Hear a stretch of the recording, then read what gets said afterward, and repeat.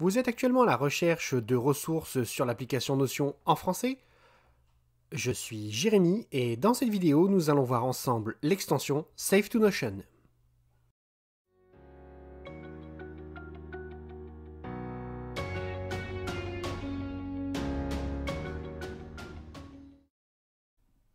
Bonjour à tous et bienvenue sur la chaîne Se former avec Jérémy.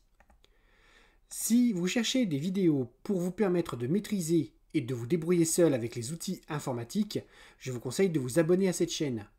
Je vous conseille également de cocher la petite cloche, ça vous permettra de recevoir les notifications à chaque nouvelle vidéo. Alors on va parler de l'extension Save to Notion, donc qui n'est pas l'extension officielle donc pour Notion, mais qui est pour moi l'une des meilleures extensions. On va voir depuis le départ comment ça fonctionne. Donc première chose à savoir en fait, c'est que l'extension est disponible ici donc pour ce que j'utilise pour Firefox. Elle est également disponible pour tout ce qui est basé sur Chromium, donc c'est-à-dire pour Edge, Brave et aussi bien entendu pour Chrome. Le lien se trouvera dans la description pour aller chercher en fonction de votre navigateur. Donc une fois que vous avez installé l'extension, vous avez ici cette petite flèche là qui apparaît, là, ce petit avion qui apparaît ici, cet avion en papier stylisé. On va voir comment on peut l'utiliser pour notre vie de tous les jours. Alors moi j'utilise principalement, c'est pour en fait récupérer les liens que je trouve en fait sur internet. Donc pour l'exemple, je vous ai créé ici une base de données donc à lire plus tard. Donc ce que j'ai fait c'est assez simple, j'ai créé en fait ici des champs bien particuliers. Donc on a le type, donc vidéo, article ou livre, pour dire ce que j'ai récupéré. Si je veux mettre un commentaire et le lien vers la ressource. Alors ça c'est quand même très important de l'avoir dans votre base de données dans laquelle vous allez mettre des choses, pour la bonne et simple raison que il va d'abord utiliser ce type de colonne pour mettre en fait le lien vers la page.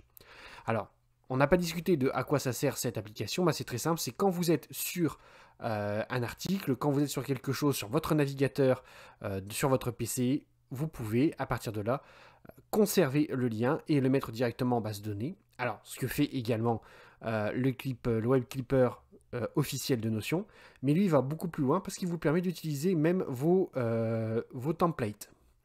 Fonction de base. On va dire ici, donc vous avez un article qui est sur mon site, le site Notion, le site seformeravecjeremy.fr. Donc ce que je vais faire, c'est que je vais en fait conserver ce site. Donc là, je n'ai toujours pas ouvert l'application sur Firefox. Donc vous allez pouvoir voir comment on paramètre cette application. Donc je me suis assuré bien entendu, quand je vais cliquer ici sur sur l'icône, je m'assure bien entendu d'avoir une page Notion ouverte derrière pour la première fois. Je clique dessus. Donc si je ne fais absolument rien, voilà, il va me dire qu'il va sauvegarder en fait une page dans Notion. Rien de bien particulier.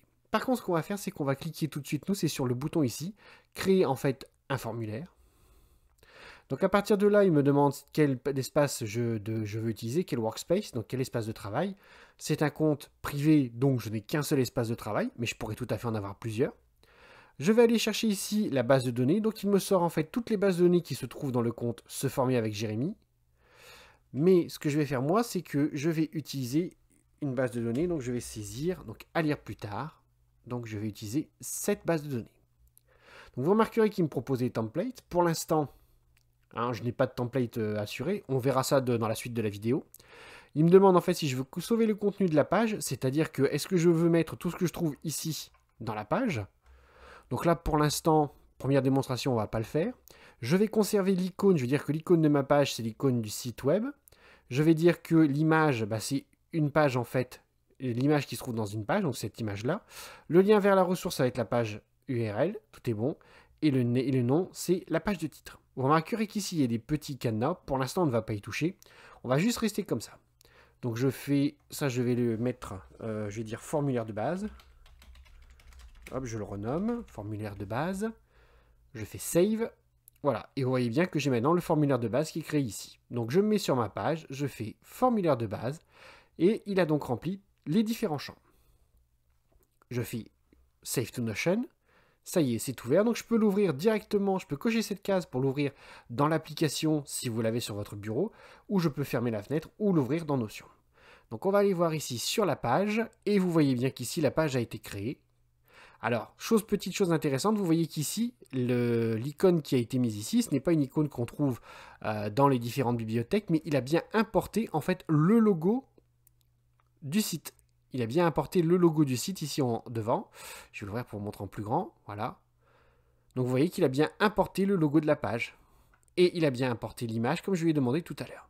Donc maintenant qu'on a vu un petit peu rapidement comment ça fonctionne, hein, ça c'est vraiment la fonction basique, on va aller un petit peu plus loin dans ce module complémentaire. Ok, donc là on a vu comment ça fonctionnait de manière basique, exactement comme fonctionne le Web Clipper actuellement dans Notion.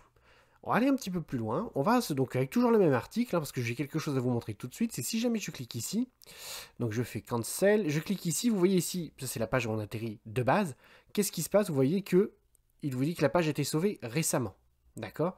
Donc attention, quand il part de page sauvée récemment, c'est vraiment très récemment, c'est-à-dire pendant votre session de surf, vous avez déjà sauvé cette page, d'accord? Donc il sait que la page se trouve dans la base de données Notion, donc il vous dit attention, vous l'avez déjà sauvegardée.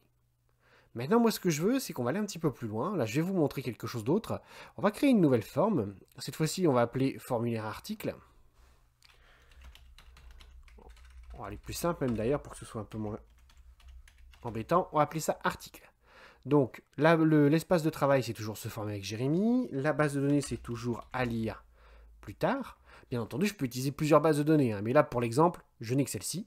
Donc là, j'ai l'article, d'accord. Donc je ne vais pas mettre de template pour l'instant. Je vais laisser l'icône du site, le lien vers la source, je vais toujours laisser pareil, et l'image aussi. Maintenant, le nom, on va laisser le même. Par contre, ce que je vais faire ici, je vais utiliser le petit bouton ici, New Field, ce qui va me permettre en fait d'aller sélectionner une des propriétés qui existent dans ma base de données à lire plus tard, et je vais rajouter le type. Et ce que je vais faire, vous voyez, c'est que je vais le fixer en disant que c'est un article et je vais le verrouiller pour qu'on ne puisse pas le modifier. Je fais Save. J'ai dit que c'était un article, donc je clique sur le bouton Article. Ici, c'est bon. Je fais Save to Notion. On laisse tourner. C'est bon. L'article est sauvé dans Notion. Maintenant, on va voir une des fonctions qui est intéressante. C'est une des fonctions en fait qui me permet, par exemple, je suis en train de lire mon article, je n'ai pas conservé mon article, hein, vous vous rappelez, et on va dire qu'il y a quelque chose que je veux absolument sauvegarder. Et bien tenez, par exemple, ici, l'astuce, masquer. Donc ce que je vais faire, c'est que je vais prendre tout le texte qui m'intéresse dans mon article, je vais faire un clic droit dessus, et je vais mettre ajouter ce que j'ai surligné. Voilà. Donc vous voyez à l'écran, bon, il semblerait qu'il ne s'est absolument rien passé. Par contre, si je m'en vais dans ma base de données, dans laquelle il y a l'article que je viens de rajouter, je fais Open. On se rappelle que j'ai pris l'option où il n'y avait pas le contenu de la page. Hein. Regardez maintenant ici, en bas. Le texte que j'ai mis en surbrillance, il apparaît ici. Je peux tout à fait sortir en fait des extraits de l'article pour pouvoir m'en souvenir plus tard. Alors maintenant, ce qu'on va voir là, j'ai ici une vidéo. Donc pour l'instant, j'ai créé quelque chose, vous voyez, pour article. J'ai créé quelque chose, un formulaire de base pour l'article. C'est un petit peu embêtant pour accéder toujours à la même base de données, d'avoir en fait plusieurs types de templates directement dans les formulaires. Ce qu'on va faire, c'est qu'on va se créer un petit formulaire générique pour pouvoir mettre différentes choses dedans. Donc je vais créer une nouvelle forme, et là on va dire à lire plus tard.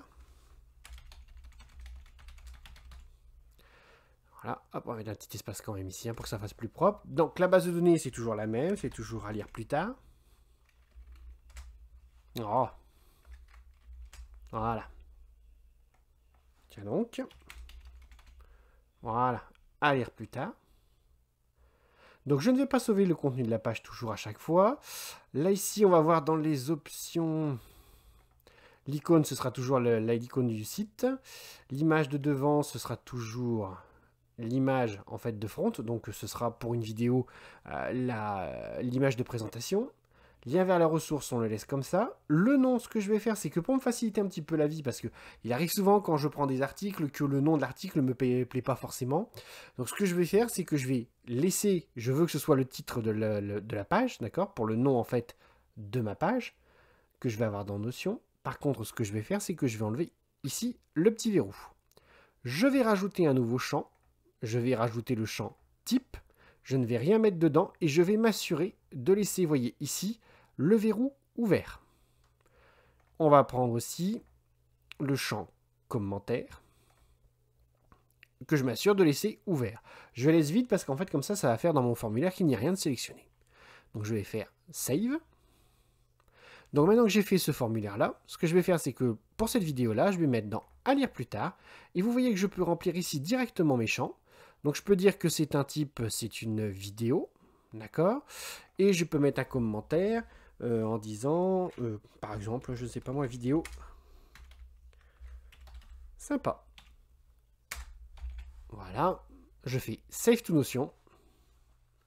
On va le laisser tourner. Voilà, ça y est, c'est bon, c'est enclenché. On va voir dans la base de données. Là, pareil, on va laisser charger. Donc, vous voyez bien ici, si je m'en vais sur la page de ce que je viens de rajouter, on a bien l'icône de YouTube qui s'est mis en place. On a bien l'image à l'intérieur de SwiftRead. D'accord? Et on a bien ici mon commentaire qui a été rajouté et ici le type de à lire plus tard que j'ai mis sur le côté. Donc vous avez comme ça quelque chose, vous pouvez créer sur vos différentes bases de données différents articles de ce type, par exemple si vous avez une base de données pour les livres ou ce genre de choses. Voilà, cette vidéo est désormais terminée. Si vous désirez avoir plus de vidéos ou si vous avez des idées de vidéos qui pourraient vous intéresser, n'oubliez pas de me laisser un petit commentaire. N'oubliez pas également de cliquer sur le pouce vers le haut, ça encourage toujours. Je vous dis donc à bientôt et surtout n'oubliez pas que la seule question idiote, c'est celle qui n'est pas posée.